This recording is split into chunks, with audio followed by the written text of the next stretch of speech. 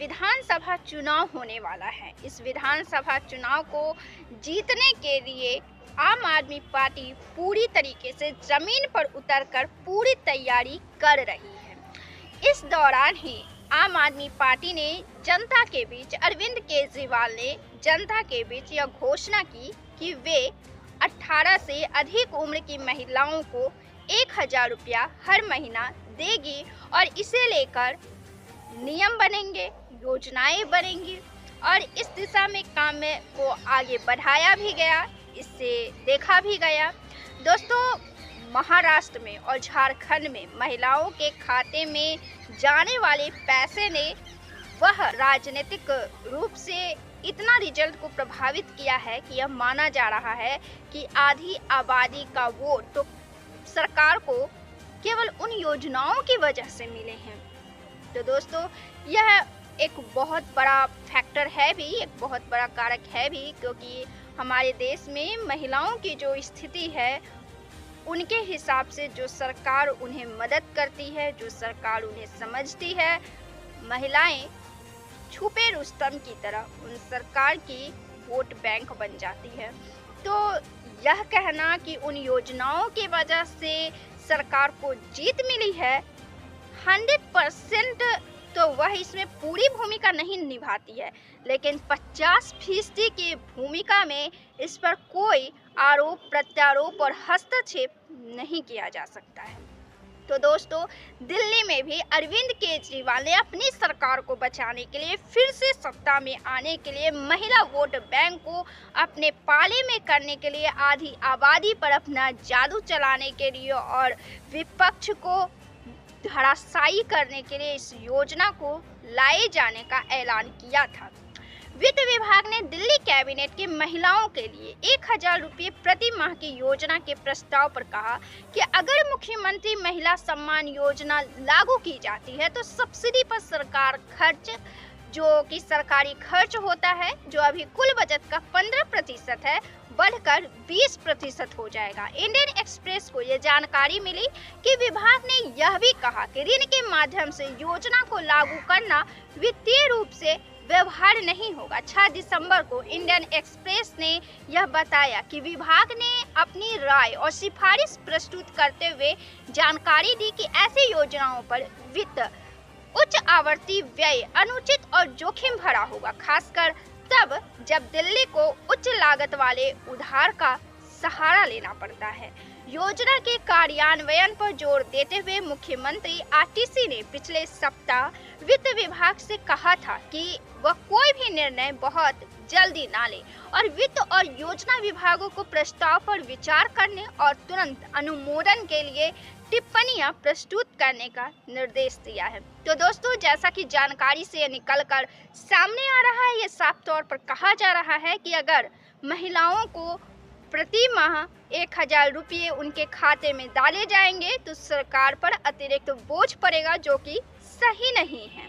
यह भी जानकारी मिली कि महिला एवं बाल विकास विभाग इस योजना को कार्यान्वित कर रहा है और उसने 4560 करोड़ रुपए का बजट पेश किया। उसने इस परियोजना की कई कमियों को भी उल्लेखित किया है, जैसे कि इससे कार्यबल में महिलाओं की भागीदारी प्रभावित होगी, बदलाव लाने के लिए राशि बहुत कम है और योजना के दुरुपयोग का जोखिम है। मार्च में 2024-25 के बजट में दिल्ली सरकार ने पहली बार घोषणा की कि महिलाओं को 1000 रुपये का मासिक भुगतान मिलेगा। हालांकि आबकारी नीति मामले में तत्कालीन सीएम अरविंद केजरीवाल की गिरफ्तारी के कारण इस योजना के कार्यान्वयन में देरी हुई।